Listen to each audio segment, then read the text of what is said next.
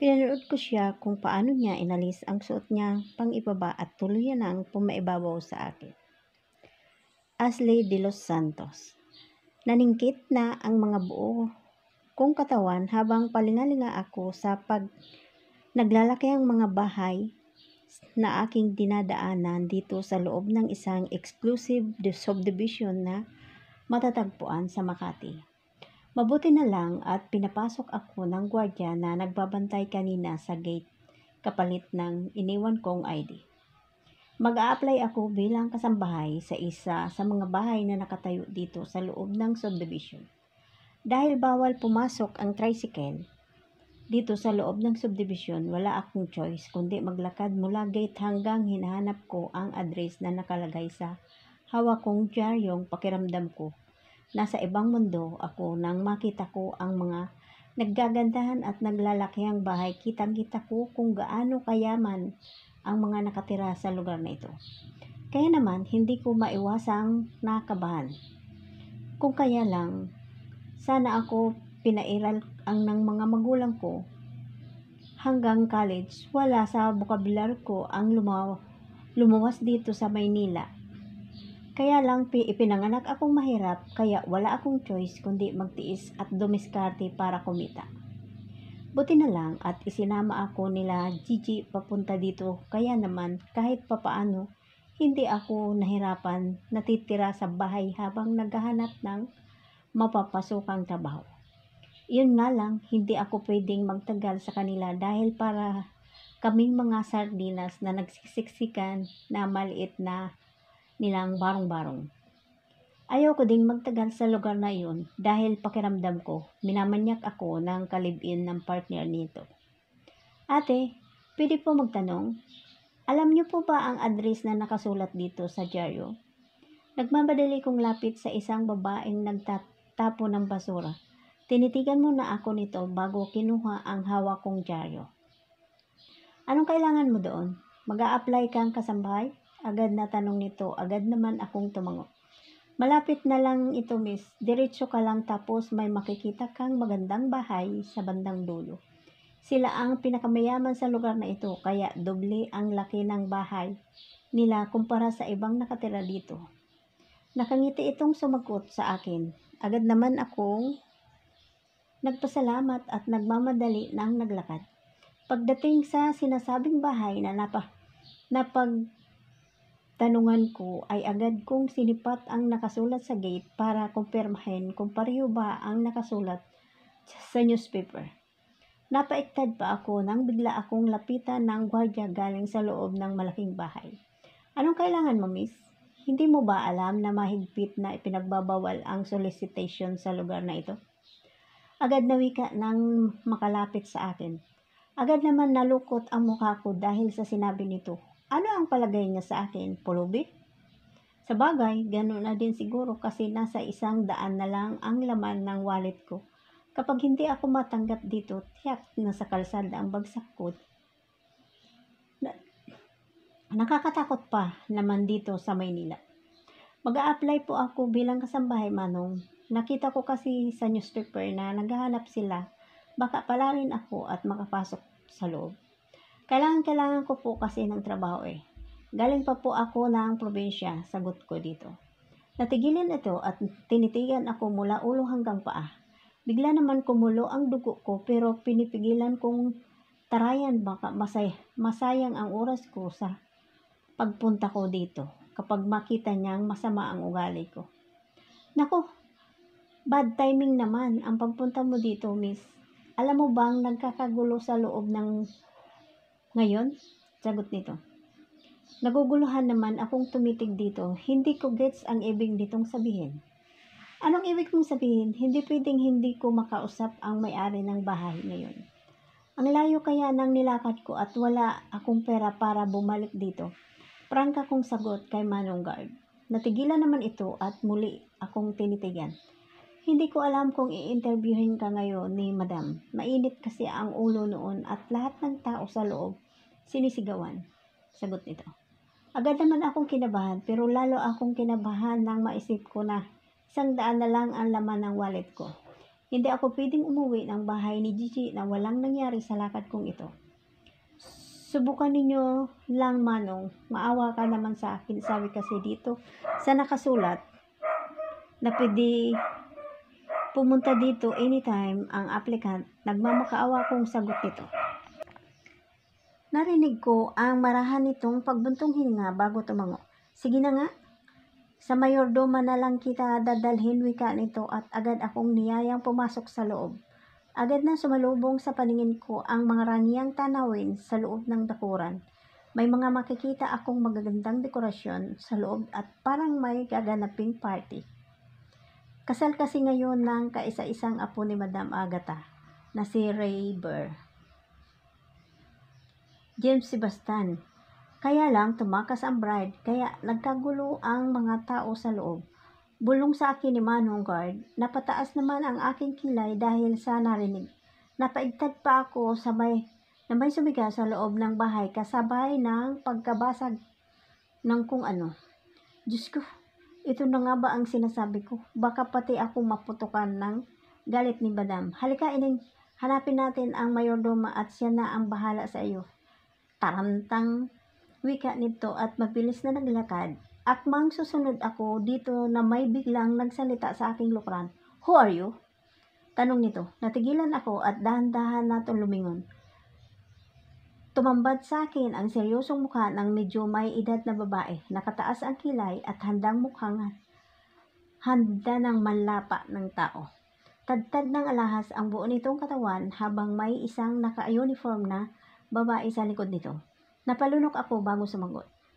Mag-a-apply po sana ako bilang kasambahay, ma'am. Kinakabahan kong sagot. Nakita ko ang pataas na kilay nito bago ako pinasadahan ng tingin mula ulo hanggang paa.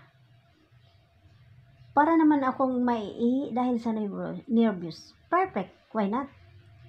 Kapag kuwan ay wika nito sa malakas na boses, muli akong pinasadahan ng tingin habang may naglalarong ngiti sa labi. Napalunok ulit ako ng makailang bisis habang hindi ko na maiwasang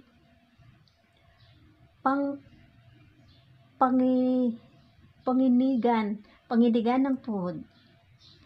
Sumunod ka sa akin, gusto kitang makausap sa loob, wika nito at agad na naglakad papasok na sa loob ng bahay. Binalingan ko muna si Manong Guard pero sininyasan niya ako na sundan ang matandang babae. Ilang bisis pa akong napabuntong hinanga at nagpasayang sundan ang matandang babae. Hindi naman siguro ito vampira para sipsipan dugo ko sa loob. Hindi ko maiwasan na mamangha nang makita ko ang nagagandahang nakadisplay dito sa loob ng bahay. Nang pagpasok ako, napatingala pa ako sa isang malaking nakasabit sa chandelier. Nakikintaban ang parang diamante na nakasabit dito. Diyos ko, sana matanggap ako sa trabahong ito dahil mukhang mayaman ang magiging amo ko. Mararanasan ko man lang sana akong tumira sa ganito kagandang bahay kahit sa pagiging katulong lang ang magiging papel ko. Napansin kong umupo ang isang mahabang misa ang matandang babae at sininyasan akong lumapit. Kimi naman ako lumapit dito habang nakayuko. 10 milyon pesos kapalit ng pagpapakasal mo sa apo ko. Narinig kong wika dito. Hindi ako umimik dahil mukhang hindi naman ako ang kanyang kausap.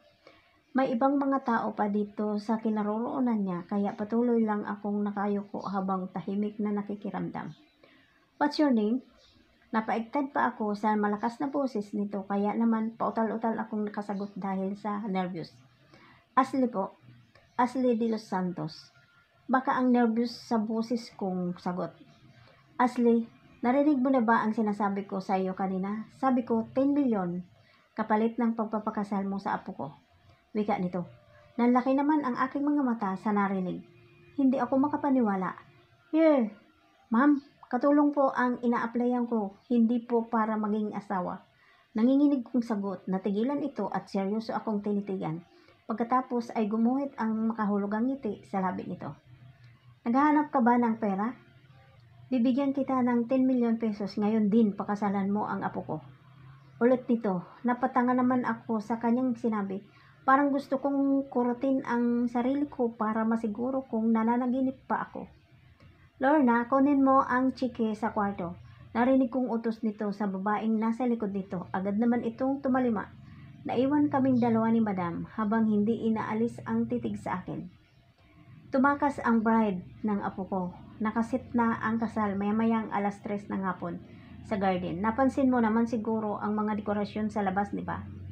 Hindi ko maaatim na mapahiya ang apo ko sa madla dahil sa kagagawa ng malanding Ingrid. Kaya pumayag ka na. After ng kasal, malaya ka na bumalik sa pinanggalingan mo, dala ang pera na ibabayad ko sa'yo. Mahabang wika nito, halos hindi naman ako makapaniwala sa offer na binigay nito sa akin. Kung sakaling mapapayag ako na maikasal sa apo nito, tiyak na magiging instant millionaire kami sa probinsya. Mabibili namin ang isang lupain na binibinta sa amin ng kapitbahay. Hindi na din kailangan pang mamasukan akong katulong dito sa Maynila at maipagpapatuloy ko ang aking pag-aaral. Ma'am, baka naman po scam ito ah. Wala sa sarili kong sagot, huli sa nanang maisip ko ang bagay na iyon. Kaya naman agad akong napakagat ng laking labi.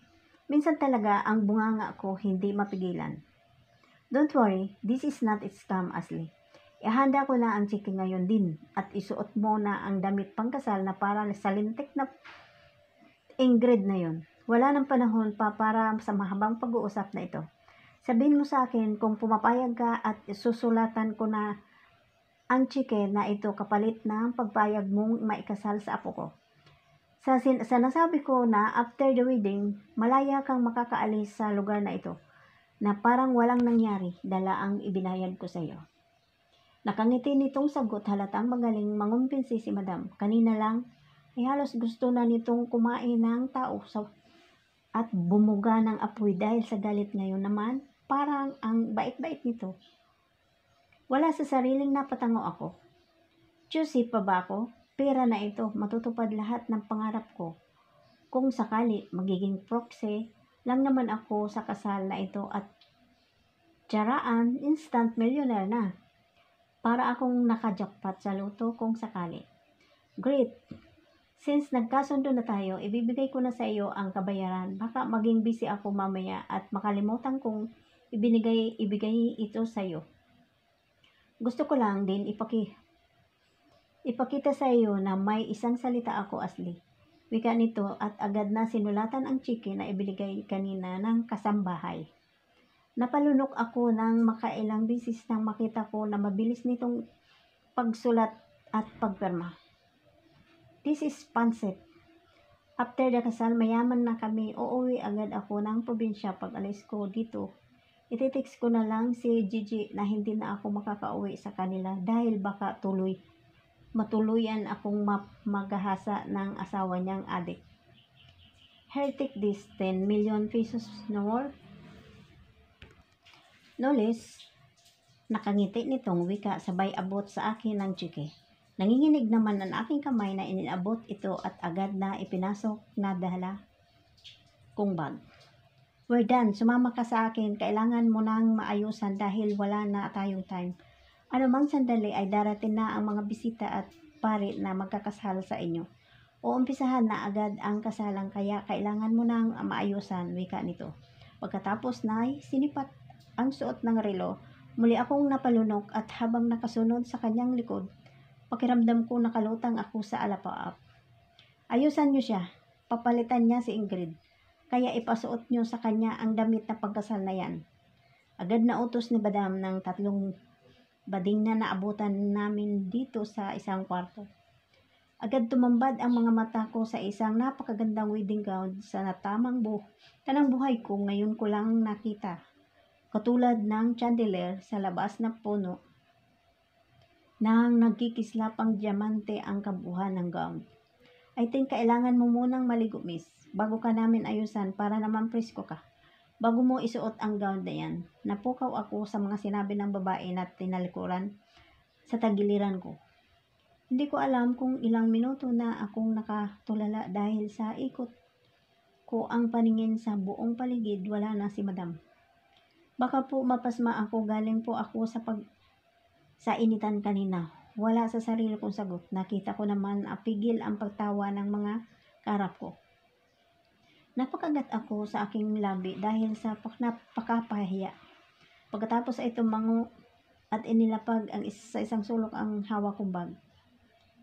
Sa saan po ang banyo, tanong ko. Tipid naman ng umiti ang kaharap. At itinuro nito ang nakasarang pintuan. Bantulot pa akong pumasok sa loob ng at dahil kita kong naiinip na ang mga kaharap ko, dali-dali ko sanang isasara ang pinto ng CR at agad na maligo. Bahala nang mapasma basta may 10 million pesos ako. Bulong ko sa aking sarili. Habang iniilibot ang paningin sa loob ng banyo, grabe, pwede na matulog dito sa loob na banyo dahil sa sobrang linis. Imported ang mga shampoo at sabon at pakiramdam ko, napakaswerte ko ngayon araw dahil minsan natikman ko ang katawang lupa ang mga ganitong klaseng bagay. Gustuhin ko man tagalan, ang paliligo ay hindi pwede. Naririnig ko na kasi ang pagkatok sa pintuan ng mga mag-aayos sa akin. Hindi bali binibili ako ng ganitong brand ng shampoo kapag maipalit ko na ang chiki na pera na ibinigay sa akin ni Madam. Pagkatapos na akong maligo, na muli kong narinig ang marahang katok sa pintuan ng banyo. Agad kong inihablot ang tuwalya sa isang kabinet na initapis sa hubad kong katawan. Agad kong binuksan ang pintuan at bumungad sa akin ang mukha ng isa sa mga make-up artist. Halata sa mukha nito ang pagkainip at napansin nito na tapos na akong maligo at agad na ipinasuot sa akin ang isang parang roba. Nagiging abala ang mga sumusunod na oras sa buhay ko. Kanya-kanya kasi sila ng tuka sa gagawin sa akin. May nag-aayos ng buko, may naglilinis ng kuko ko, at may nag-aayos ng mukha ko. Diyos ko, ganito pala ang mga mayayaman. Kaya pala ang ganda-ganda nila kapag lumalabas. Marami pala ang nag-aayos sa kanila. Ayan, parang sinukat sa katawan mo ang wedding gown na ito. Wala nang dapat pang i-adjust at perfect na perfect sa iyo. Nakangiting wika ng bading na nag-ayos sa akin ng sa wakas ay naisuot ko na ang damit pangkasal. Tulala naman ako na tinitigan ang sarili ko sa salamin. Parang hindi ako ang nakikita ko. Parang nagiging mukha akong mamahalin. Ate, ako pa ba ito? Wala sa sarili kong tanong, nakangiti naman itong tumango. Pagkatapos ay nakita kong pumasok si Madam sa loob. Nakapustura na ito at halatang ready na sa party. Dumako ang tingin nito sa akin at agad itong pumalakpak. Perfect! Dahil dyan, may bonus kayo sa akin. Nakangiti nitong wika sabay lapit sa akin. Sinasabi ko na nga ba, bagay kang maging pride ng apo ko eh.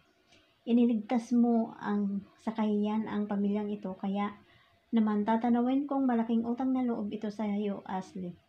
Nakangiti nitong sambit at sininyasan ang mga make-up artist na lumabas. Hindi ko alam pero pakiramdam ko biglang bumait si Madam.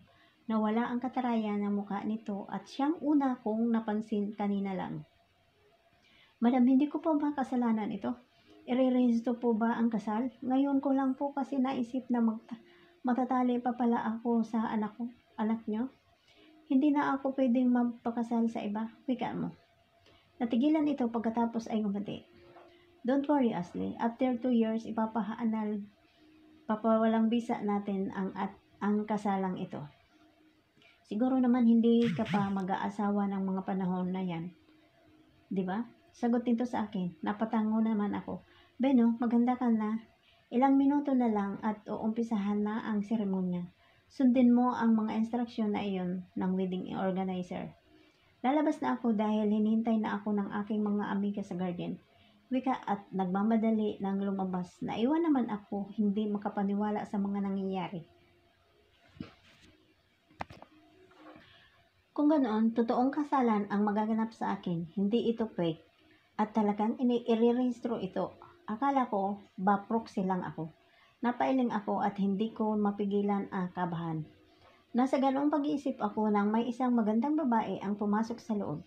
Sinabi nitong uumpisahan na daw ang kasalan. Inalalayan niya ako palabas sa bahay habang sinasabi ang kailangan kong gawin. Pagdating ng garden, ay agad na tumambad sa aking paningin ang mga mayayamang mukha ng tao. Lahat ay nakatitig sa akin, kaya parang gusto ko ng panawa ng ulirat nang mapalunok ako ng makailang bisis bago dumako sa tingin ng lalaking hindi kalayuan sa akin. Matangkad at nakatitig sa gawi ko. Siya ba ang groom?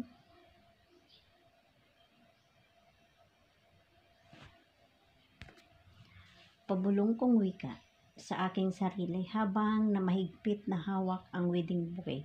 Narinig ko ang pag-umpisa ng tumutugtog na wedding march at sininyasan na akong ng wedding coordinator na pwede na daw akong maglakad. Napalunok ako ng magkailang bisis bago dahan-dahan na naglakad papunta sa lalaking nakasuot ng suit na sa kalagitnaan ng pagkatapat ko sa kanya ay matiim akong tinitigan sa mukha bago inabot ang kamay ko. Hinalikan niya pa ako na siyang nagbigay sa akin ng kakaibang kilabot. Pakiramdam ko maiihi ako sa matinding nervyos. May ganoon ba talaga ang mga mayayaman? Kailangan talagang halikan muna ang kamay ng isang babae bago hawakan? Ay ewan, pero grabe ang pugi niya. At ang amoy super yummy. Sabay kaming naglakad papunta sa harap ng pari. Pakiramdam ko may mga paru-parong nagliliparan sa loob ng aking tiyan.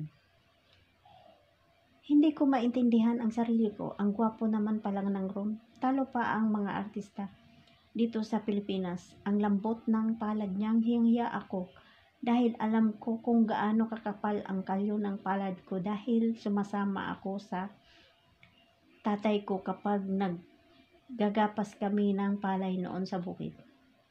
Saan ka napulot ni Lola? Napaigtad pa ako nang bumulong ito sa akin. Hindi ako nakasagot at diretso lang ang tingin ko. Pakialam niya ba? Bayad na ako, no? At wala namang sinabi si Madam na kailangan kong sagutin ang tanong ng kanyang apo. Pagdating sa harap ng altar ay agad na inumpisahan ang seremonya. Siyempre wala akong naintindihan dahil lutang ang isip ko. Basta na lang ako sumagot ng I do at sumabay na sa agos ng pangyayari. Nagiging aware ako sa isusuot sa palasingsingan ko ang wedding ring, ganoon din ako sa kanya. Pagkatapos ng ilang sandali ay inaanunsyo na ng pari na tapos na ang kasal. You may kiss the bride. Agad-agad napalunok ako ng maraming bisis nang dahan-dahan na inaangat ng groom ang bell ko na nakatakip sa aking mukha. Kitang-kita ko sa mukha nito ang pagiging seryoso at nakatunaw nitong titig. Agad na tumibok ang puso ko nang mapansin kong dahan-dahan na bumaba ang labi nito sa labi ko. Oh my goodness! Ito ang first kiss ko. Akmang iiwas ako nang bigla nitong hawakan ang ulo ko at agad na siniil ng halik. Agad na nanlaki ang mga mata ko sa matinding pagkagulat habang nakaramdam ko kung paano nito sipsipin ang bibig ko. Pati yata laway ko nasama na niyang sipsipin. At tika lang, kanina pa nakalapat ang labi niya sa labi ko pero wala yata siyang balak tanggalin. Diyos ko, gwapo naman sana kaya lang may pagkamanyakis. Naghahabol ako ng hininga nang sa wakas pakawalan niya ang labi ko. Narinig ko pa ang malakas na palakpakan ng mga bisita kaya naman nakaramdam ako ng matinding pagkapahiya. Sweet, bulong niya sa aking pagkatapos niya akong hawakan. Hindi ko naman alam kung iiyak ba ako o ano pa ba. Wala ito sa kontrata sabi ni Madam, kasal lang pero bakit may halik pa? First kiss ko yun. At kinuha lang ng lalaking ito sa mukhang kupal. Mukhang mahilig sa tahong. Kaya dapat hindi ako magpakampante. Kailangan kong makaalis sa lugar na ito pagkatapos nito dahil hanggang doon lang naman ang usapan namin ni Madam. Nanigas ang katawan ko nang hapitin pa ako nito para makahalubilo sa mga bumabating bisita kapag kabi-kabi lang ko Congratulations ang narinig ko para akong tanga na tanging pagngiti lang ang isinasagot. Tumingin ako sa gawi ni Madam at nakita kong nakatitig ito sa amin. May naglalarong ngiti sa labi nito kaya naman nagmamakaawa akong tumitig dito pero hindi niya yata gets kasi agad niyang binawi ang tingin sabay tumalikod. Pwede bang bitiwan mo na ako? Gusto ko na kasing mag-CRA. Nakikiusap kong wika kay Rider James Sebastian. Ang aking groom, syempre kabisado ko na ang kanyang pangalan dahil sa ilang bisis itong binanggit ng pari kanina. Kailangan kong magdahilan dahil para itong ahas kung makalingkis sa akin ngayon. Ayaw kong mawasak ang tahong ko dahil dito. Hindi ko siya type at wala akong balak na magpabuta sa lalaking mukhang bad boy. Para lang sa magiging asawa ko tunay na lalaki pagkaberhin ko. Alam mo na ba kung nasaan ang CR? Tanong nito sa akin at mukhang sasamahan pa ako kaya agad akong tumango. Buti na lang at may isa pang lalaki na lumapit sa gawig namin at inagaw nito ang atensyon ni Ryder. Kaya naman, pagkatalilis na akong umalis, kailangan ko lang bilisan ang aking kilos dahil oras na ang kalabaan ko. Mabuti na lang at makasalubong ko ang mga nangangalang Lorna at nakatulong ni Madam kaya agad akong nagtanong dito. Ate, saan po ang labasan dito? Tanong ko. Natigilan ito tsaka tumitig sa akin. Narinig nyo naman po siguro ang sinabi ni Madam. Pagkatapos ng kasal, pwede na akong umis ka po. Hilaw na pagkangiti kong wika. Napatango naman ito. Mabilis ka muna at masasamahan kita sa likod. Doon ka na lang dumaan para hindi ka na makita ng mga bisita. Sagat nito para may palpak na akong mga paa at agad na pumasok sa kwarto kung saan ako binihisan. Agad kong hinubad ang gown at agad na nagpalit ng damit na suot ko kanina. Pagkatapos, kinuha ko ang aking bag na maayos na nakapatong sa isang upuan na nagmamadali akong lumabas ng kwarto. Agad din akong nagbalik sa loob ng tinangka kong hubarin ang suot kong wedding ring.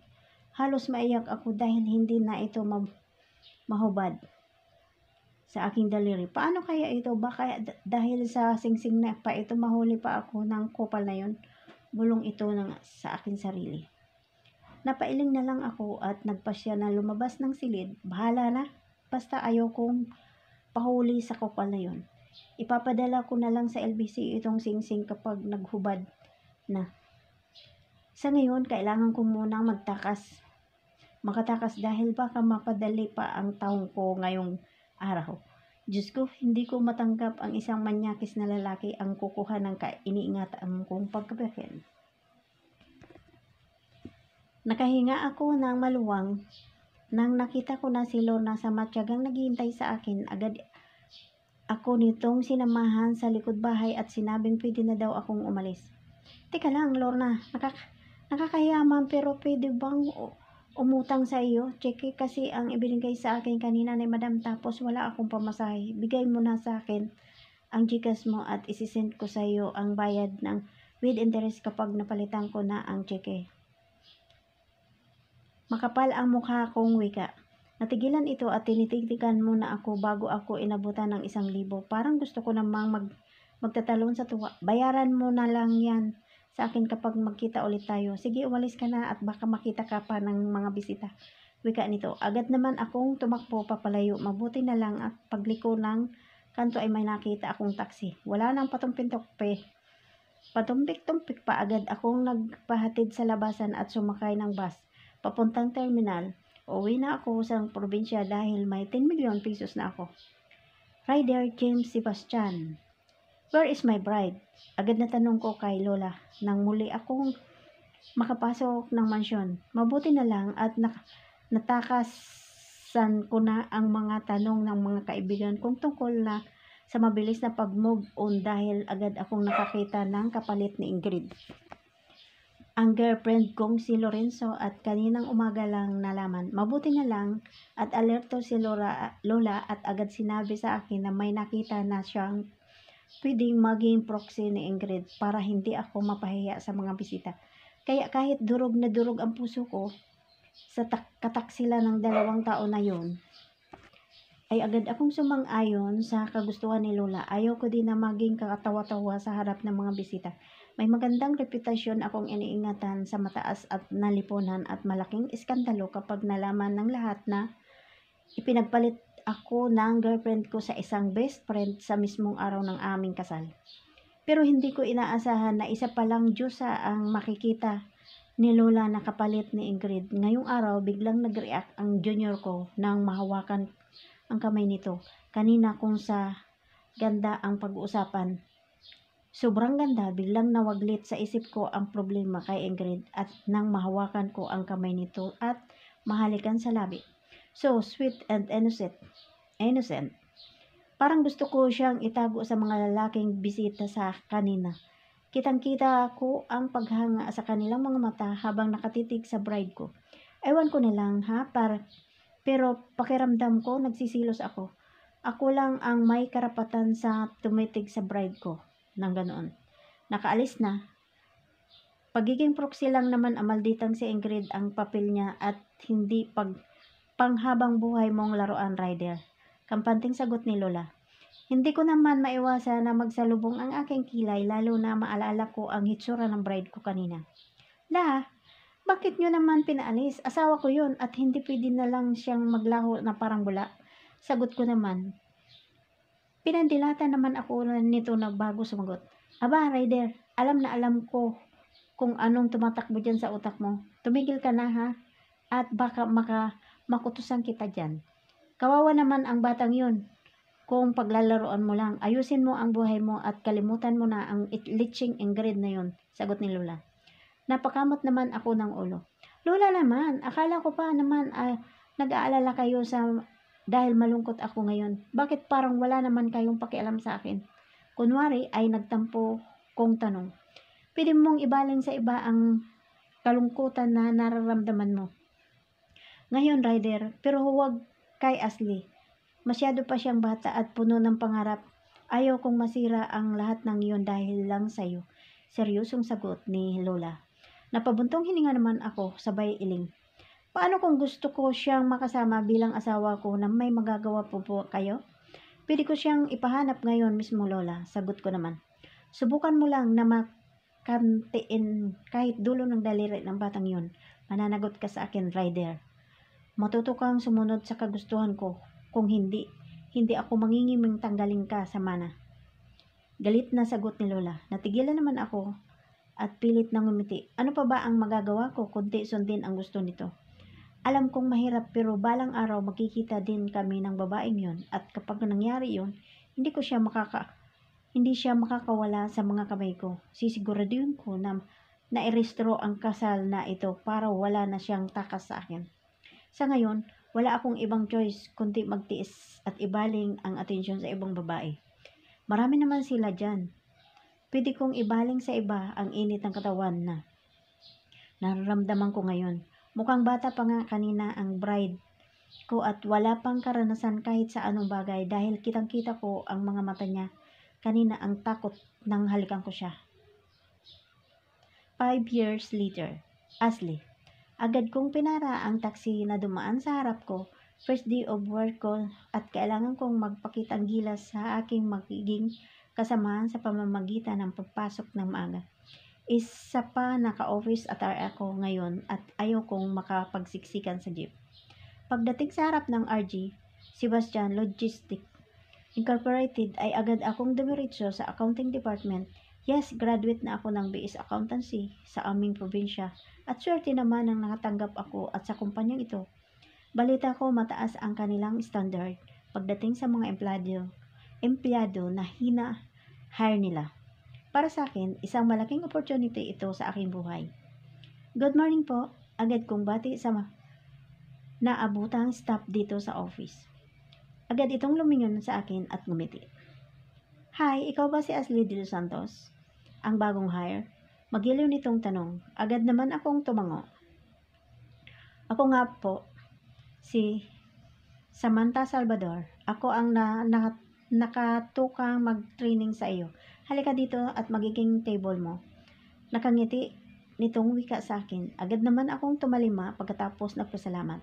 First graduate ka ba? Tanong nito. Opo, ito po ang first job ko, sagot naman nito. Don't worry, ako ang bahala sa iyo. Madali lang naman ang trabaho dito at isa pa, 3 tayong magtutulong-tulungan. Malaking kumpanya ang RJ Sebastian Logistic at swertihan ang makapasok dito para makapagtrabaho kaya galingan mo ha. Sagot naman sa akin. Agad naman akong tumango. Inuumpisahan na ang akong turuan ni Ate Sam nang dumating naman ang isa naming kasama. Nagpakilala ito bilang si Cecil Ramirez. At katulad ni Ate Samantha, mabait din naman iho. Halos 5 taon na sila dito sa kumpanya at alam na nila ang pasikot-sikot sa trabaho. Sam, di ba kailangan nang mapirmahan ni Mr. Sebastian ang mga bonuses ng mga empleyado? Nakaready na ang mga dokumento at pirma na lang ang kulang. Narinig kong wika ni Ate Cecil kay Ate Sam.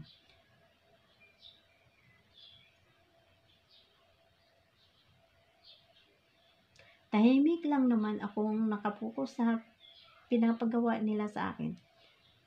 Nag-iingkod ako ng mga chike for filing at kailangan ko na ng maintindihan at konsentrasyon para hindi magkamali sa pag-enter ng mga figures.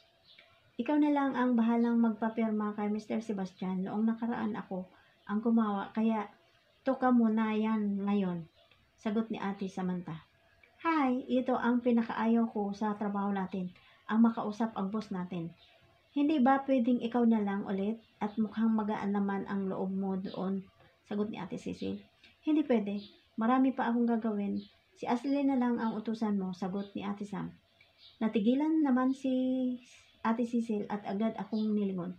Nakangiti naman itong tumingin sa kanila at kusa nang tumayo. I know, na first day mo ngayon, Ashley. Pero, need na kasing pirmahan ito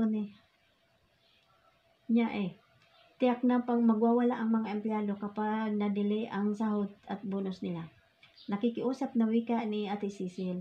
Agad akong tumango at kinuha ang hawak nitong mga papel. Ako na ang bahala. Saan ba ang office niya? Tanong ko.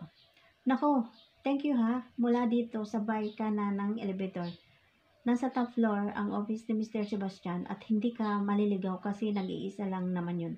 Pwede ka naman ding magtanong sa secretary niya. Nasa table niya, lagi yun.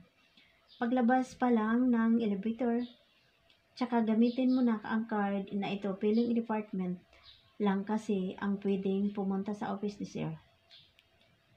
Boss mahabang paliwanag ni Ate Cecil. Agad naman akong tumango at diretso nang naglakad palabas ng accounting office. Agad akong sumakay ng elevator at sumunod ko ang instruction nito. Inilipat ko na parang isang scanner ang hawak kong card bago ito umandar pataas. Pagkahinto ng elevator ay nagmamadali akong lumabas. Agad kong hinanap ang sinasabing pwesto ng secretary, Mr. Sebastian, at nagtangka akong dahil wala ito. Sinipat ko ang suot kong relo at napailing ako. 9:00 na ng umaga at wala pa ito sa kanyang pwesto. Napapailing na lang ako at maharahan na kumatok sa kaisa-isang pintuan na nakita ko. May nakasulat doon, RJ Sebastian Logistic Incorporated. Kaya nasisiguro ko na ito ang opisina ng CEO. Nakailang katok na ako pero walang sumasagot. Kunot noo kung dahan-dahan na itinulak ang pinto ng office at napangiti ako nang hindi ito nakalak. Agad akong pumasok sa loob at nagpaulingalinga. Akmang tatawagin ko si Mr. Sebastian nang may narinig akong ungol sa gawin ng hindi ko alam. Agad na nanindig ang balahibo ko sa aking katawan nang maisip na nag-iisa lang ako dito sa floor na ito. Baka nagmumulto ako kaya naman naisipan kong lumabas na lang muna nang marinig kong may nagsalita. Actually, parang hindi nagsalita, parang umiiyak na babae. Agad kong hinanap kung saan itong banda at nagitla ako nang dumako ang mga mata ko sa isang nakabukas na kwarto. Hindi pala kwarto, banyo. May babaeng nakatuwad na walang habas na sumisigaw habang may kumakadyot na lalaki sa likod nito. Naitakip ko ang aking mga kamay sa aking bibig sa matinding pagkagulat para akong tuod na nakatitig sa kanilang dalawa na abala sa kanilang mga ginagawa. Bilis, Ryder! Oh, gusto ko ito. Ang laki mo oh, hiyaw ng babae. Bigla naman akong napagpawisan ng malamig. First time kong may nakitang nagkakabayuan. Hindi ko alam kung nasasaktan ba ang babaeng katalik nito. Dahil para itong umiiyak na parang hindi kanyang pagsasalita. Humiyaw din ito sa bawat pag-atras abante ng lalaki sa kanya. Lalabasan na ako, faster, faster! Iskandalosang sigaw ng Gaga. Hindi naman kaya pa ang marinig ang aking mga nakikita kaya napaatras ako. Parang gustong humuwalay ang kaluluwa ko sa katawan lupa ko nang biglang tumingin sa gawi ko ang lalaking may nakakabayong ari. Nakita ko ang pagkagulat sa mukha nito habang walang humpay na nakakaulo sa kanyang kaparehang at titig na titig sa akin. Hindi ko naman alam kung ano ang gagawin kaya naman agad akong tumalikod. Diyos ko, nakakaya. Baka mamaya isipin nilang nang bubuso ako. Malay kong may na ginagawa pala silang milagro. Hindi ko naman siguro kasalanan ito. Stop right there. Malapit na kaming matapos. Sigaw nito nang aktong lalabas na ako sa loob ng opisina. Natigilan naman ako nang hindi ko alam kung sasagot ba ako o hindi. Pero kalaunan, mas pinili ko na lang ang lumabas ng opisina. Hindi ko kayang panoorin sila hanggang sa matapos ang kanilang ginagawa. Nakakakilabot ang bawat hiyaw ng babae. Hindi ako mapatinag at patakbo akong pumunta sa pintuan ng opisina at lumabas. Diretso ako sa elevator at muling bumaba papunta sa accounting department. Pagkatapos ko sa loob ng opisina ay hingal na hingal akong nakaupo sa aking pisto habang sapo ko ang aking dibdib. Hanggang sa ngayon ang lakas pa rin ng tibok.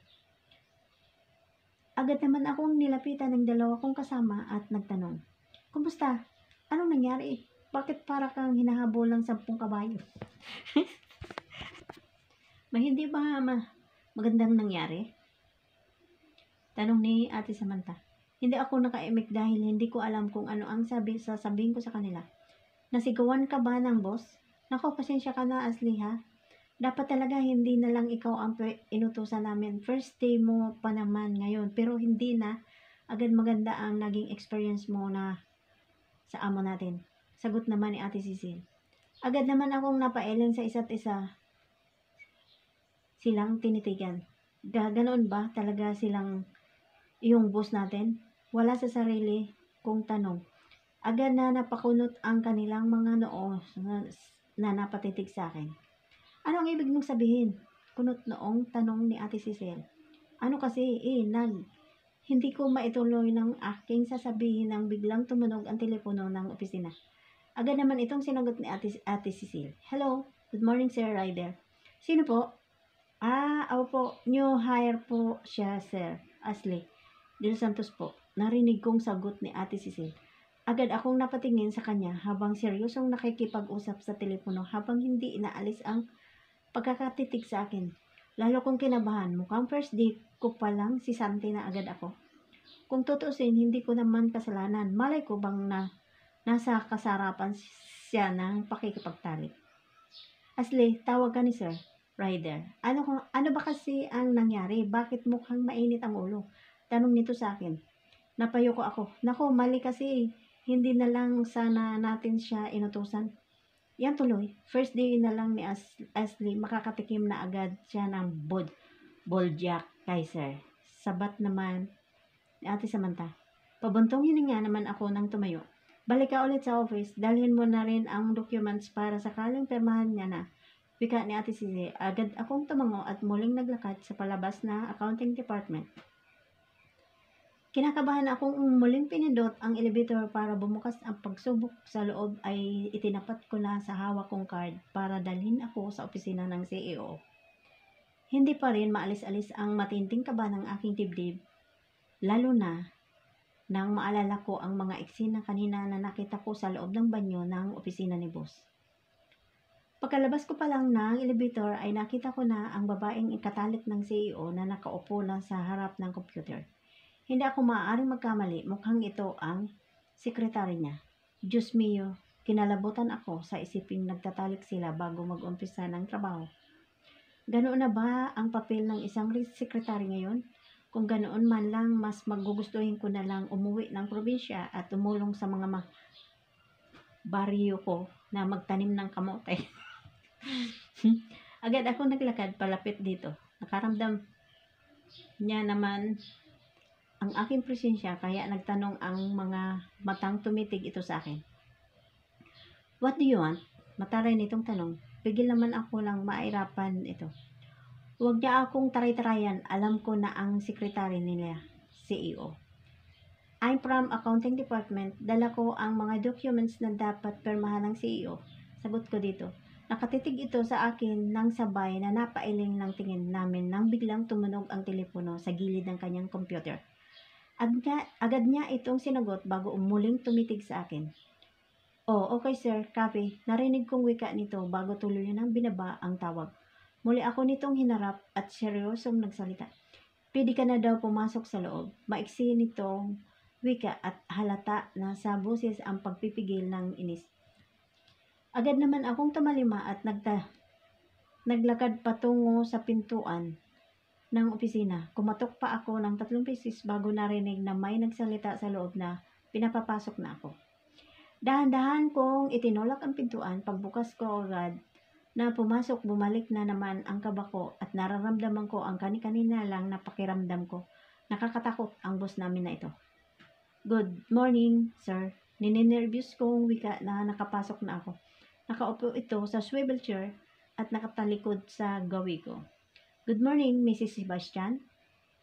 Sagot nito at agad na tumayo sa swivel chair at humarap sa akin. Nagulat man ako sa tinawag nitong pangalan sa akin. Pero mas lalo akong nagulat nang mamukhaan ko ito. Kanina kasi hindi ako masyadong mamukhaan dahil medyo malayo mula sa aking kinatatayuan ang CR. Kung kanina hindi ko halos maaninag ang mukha nito sa loob ng banyo, ngayon kitang-kita ko na malapitan. Hindi ako maaring magkamali. Ito yung lalaking pinakasalan ko 5 years ago. Si Ryder James Sebastian. Parang biglang nanginig ang tuhod ko nang dahan-dahan itong lumapit sa akin nang may nakaguhit ng ngiti sa labi. Napalunok ako ng maraming beses nang tumigil ito sa harap ko at titigan ang mukha ko. Sa wakas, nagkita din tayo muli, wife. Bago nito, agad na nanlaki ang aking mga mata. Hindi ko kayang iproseso ng utak ko ang sinasabi nito sa akin ngayon. Ano? Ang sinasabi mo, sir? Hindi po kita maintindihan. At isa pa, hindi po ako Mrs. Sebastian ang pangalan ko. Ako po si Ashley de los Santos. Pagkakaila ko at umatras sa ilang hakbang dito, kunting-kunti na lang kasi magkakaamuyan na kami ng hininga dahil sa sobrang lapit nito sa aking ngayon. Agad na napaatras ang kilay nito sa sagot ko. Pagkatapos ay muling naupo sa kanyang swivel chair at mataman akong tinitigan habang may naglalarong ngiti sa labi. Don't tell me na nakalimutan mo agad ang nangyaring 5 years ago. Ang pagpayag na pagpakasal mo sa akin kapalit ng 10 million pesos na ini-offer sa iyo ng lola ko? Seryoso nitong wika. Napaiwas ako ng tingin sabay kagat sa labi ko. Wala na, sukol na. Wala na akong matakbuhan na pa kaya naman kinabahan ako napangiti dito. Iyon po ba? Pasensya na po, nakalimutan ko kasi palusot kong sagot dito. Hindi naman ito sumagot, bagkus tumaas ang sulok ng labi nito habang titig na titig sa akin. Pagkatapos ay muli itong tumayo at lumapit sa akin. I don't think na nakalimutan mo ang lahat. Hindi ko alam na may pagkasinungaling ka pala, Mrs. Sebastian. Wika nito sa akin sabay hawak sa kamay ko na may suot ng singsing.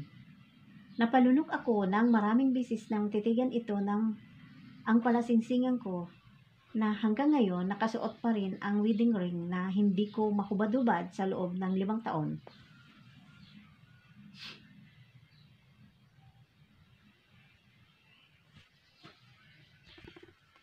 Lahat yata ng paraan ginawa ko na para tanggal ito pero walang epekto. Napakagat ako ng labi at hindi nakatingin sa nang diretso dito. Narinig ko na mahina nitong pagtawa kaya naman binawi ko ang kamay ko na hawak nito. Hanggang ngayon pa ba naman magpapalusot ka pa rin sa akin? Imposible na makalimutan mo ang taong nag-ahon sa iyo sa hirap. 10 million is 10 million, Asli. Wika nito sa akin. Napayo ko naman ako. Bakit ba kasi hindi mo na ako nagre-research bago nag-apply sa kumpanyang ito? HR lang naman kasi ang nakaharap ko at wala sa hinahagap ko na magiging amo ko ang lalaking pinakasalan ko 5 years ago. Kapalit ng 10 million pesos. Pasensya na po.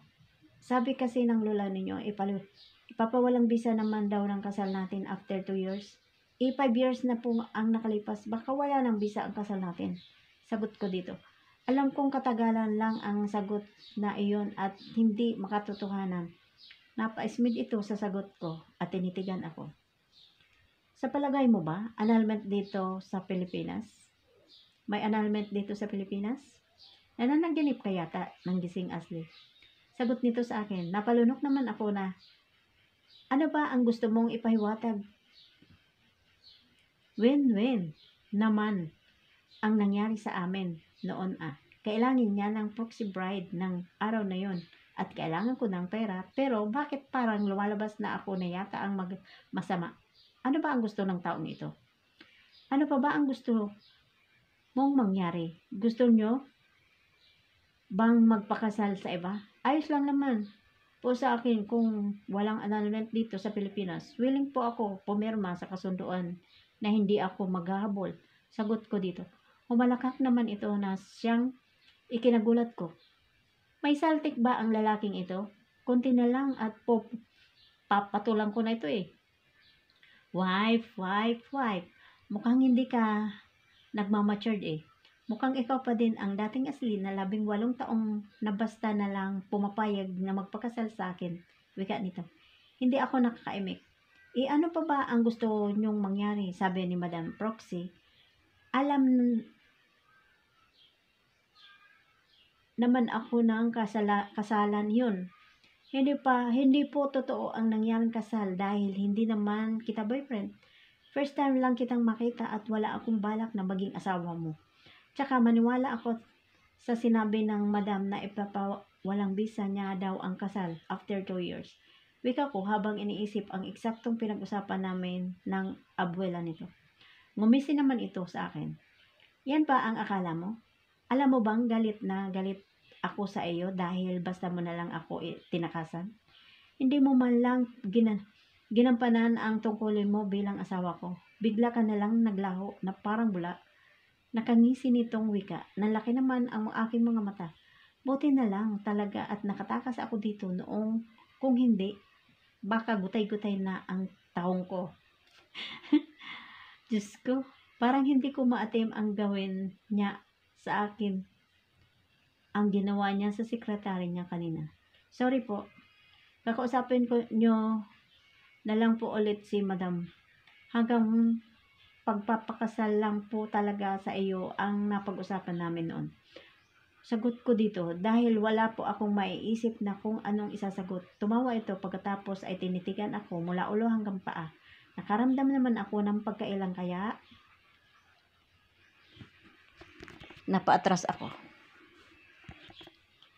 Kung wala na po kayong sasabihin, babalik na po ako sa trabaho. Babalikan ko na po ang mga documents na dapat mong pirmahan, wika dito at agad na tinalikuran ito. Nagmamadali akong lumabas ng kanyang opisina nang magpasalamat ako dahil hindi na niya ako tinawag.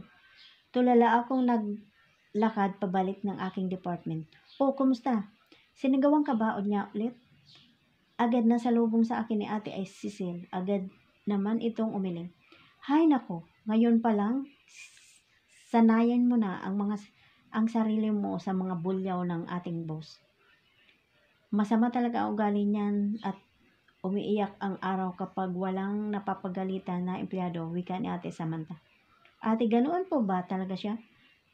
Normal na lang po ba sa kanya ang makikipagtalik sa loob ng opisina?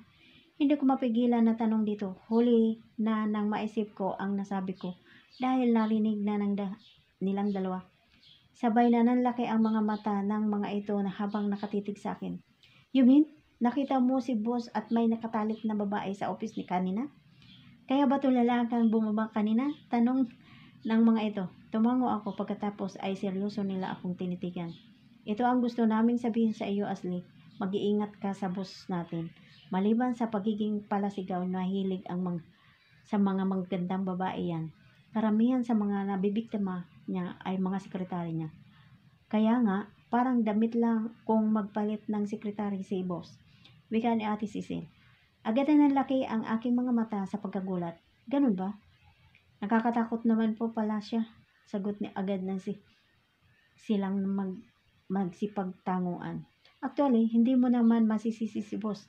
Mga mahaharot din kasi kadalasan ang mga nabibiktima niya.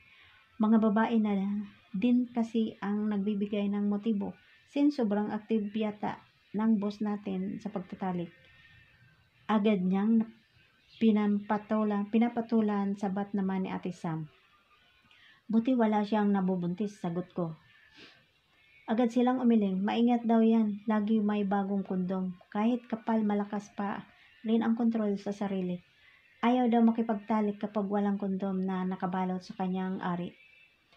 Bulgar na sagot ni Ate Cecil. Napalunok naman ako ng ilang bisis nang muling sumagi sa isip ko ang mga nakita ka kanina sa opisina. Kaya mag-iingat ka, Ashley. Umiwas ka sa boss natin kung ayaw mong masira ang buhay mo. Baka bata ka pa at marami ka pang darating sa iyo na magandang opportunity. Pagbibigay payo sa akin. Si Ate Cecil, agad akong tumango dahil wala naman akong balak na pumatol sa boss namin. Ayaw ko ng lalaking kupal. Aaminin ko na super gwapo naman talaga si Boss Ryder. Siguro hindi nakakapaggigil ang mga nagdaang nitong sekretary at kusang naghuhubad sa harap nito.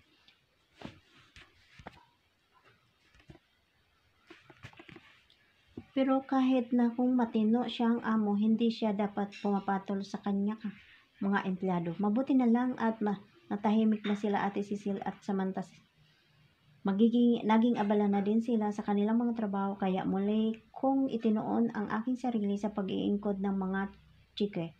Gusto kong ipakita sa mga kasamahan ko na masipag ako at maasahan pagdating sa mga kahit na anong bagay. Abala ako sa aking trabaho nang kalabitin ako ni Ate Cecil. Gulat naman ako na napatitig dito. Lunchtime na. Sabay ka na lang sa amin sa cafeteria para naman may makausap ka habang kumakain. Pag-anya nito sa akin. Agad naman akong napatingin sa wall clock at nagulat ako dahil sa pasado alas 12 na ng tanghali. Agad akong tumango at iniligpit ang kalat sa aking table. Grabe ang bilis ng oras, wika ko sabay tayo. Napangiti naman silang dalawa. Ganyan talaga kapag busy, hindi namamalayan ang oras. Hayaan mo, masanay ka din sa mga trabaho dito sa loob ng office. Sagot ni Ate Sam. At naglakad na palabas ng opisina. Agad naman akong sumunod dito at sumunod naman si Ate Cecil. Bagong empleyado, natatanaw ko na ang cafeteria na may mga biglang nagsalita mula sa aming likuran. Napahinto naman sa paglalakad sina Ate Cecil at Ate Sam. Kaya ganoon na din ang ginawa ko. Agad naman na lumapit sa amin ang lalaking nagtatanong patungkol sa akin. Yes, first day niya. Ngayon, siya ang pumalit kay Jima, sagot ni Ate Cecil. Tumango ito, tsaka ako tinitigan. Ipakilala mo naman ako sa kanya, banat ng lalaking kaharap namin. Tumawa naman si Ate Cecil bago ako humarap. Ashley siya, si Rostom. Sa marketing department siya. At Rostom, si Ashley, ang ganda niya, di ba? Pagpapakilala ni Ate Cecil sa amin. Agad naman na inilantad ni Rostom ang kanyang palad para makipagkamay sa akin. Tinanggap ko naman ito at dahil sa mukha naman siyang mabait. Sa cafeteria ba kayo kakain? Sabay na ako sa inyo, wikat ni Rostom. Agad naman tumango si Ate Cecil at Ate Sam. Pagdating sa cafeteria at kanya-kanya kaming umorder ng pagkain. Gusto pa akong librehin ni Rostom kaya lang tumanggi ako. May budget naman ako sa pagkain kaya walang dahilan para magpalibre ako kahit kanino. Fresh graduate ka pala. Swerte mo naman dahil nakapasok ka kaagad dito sa RG. Hindi sila masyadong nag-hire ng mga fresh graduate, wika ni Rostom. Napangiti naman ako. Sa online lang ako nag-apply. Swerte naman at tinawagan nila ako for interview. Swertihan lang din talaga siguro, kaya nga pinipilit kong matutukan agad lahat ng trabaho para naman hindi nakakahiya sa mga kasama ko. Sagot ko na nagtawa na naman sila Ate Cecile at Ate Sam. Mukhang maswerte nga ako dahil mabait ang mga naabutan kong kasamahan sa opisina. Of course, magkakasama tayo sa isang department kaya dapat lang support tayo sa isa't isa para gamaan ang trabaho natin. Sagot ni Ate Cecile, ngumiti naman ito bilang tanda ng pagsang-ayon. Kaya ikaw, Rostom, huwag ka muna mangilit kay Asli ha. Alam namin na siya ang pakay mo, kaya ka nakipaglapit. Hintayin mo muna na matutunan niya ang lahat ng trabaho sa department namin bago mo siya ligawan. Prangkang wika ni Ate Sam. Sinabayan naman ang pagtawa ni Ate Cecile, kaya kitang-kita ko ang pamumula sa mukha ni Rostom. Nahihiya pa itong tumingin sa akin. Grabe naman kayo, napaka-advanced nyo naman na mag-isip. Sagot nito, muling napatawa sila Ate Cecile at Ate Sam. Napakamot naman ng ulo si Rostom habang hindi na makatingin sa diretso sa akin. Wala din naman akong balak na pagpaligaw pa. Kakaumpisa ko pa nga lang sa trabaho at balak kong mag-focus muna sa buong time ko dito. Tsaka na lang ang boyfriend na yan, sagot ko naman sabay inom ng juice. Agad namang napangiti si Ate Cecile bago sumagot. Oh, narinig mo yon, Rostom? Mukhang hanggang friends lang ang mai-offer sa iyo ni Asli. Kantyaw ni Ate Cecile, muling natawa si Ate Samantha. Hindi matapos-tapos ang mga kulitan na sa amin apat habang kumakain, kahit papano lalong naging panatag ang aking kalooban dahil mas lalo kong napatunayan na mabait ang mga kasama ko. Napakabukal nila pagdating sa lahat ng bagay. Hindi ko din akalain na gusto ni sila kakalog. Amang susubo ulit ako ng pagkain nang may lalaking biglang lumapit sa akin. Isang lalaki na nasa 40 na ang edad at kita ang pagiging seryoso habang nang isa-isa kaming tinititigan. Akala namin makikishare lang ang table pero seryoso itong humarap sa akin. Miss Asli?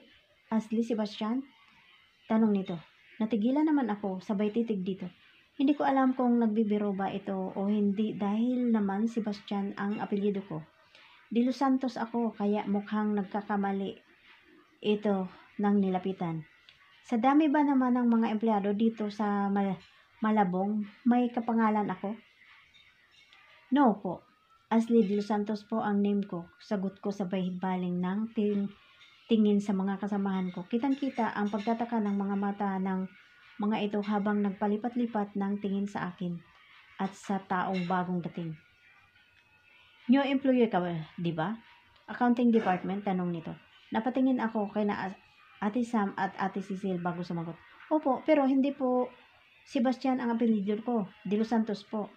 Pagtatama ko.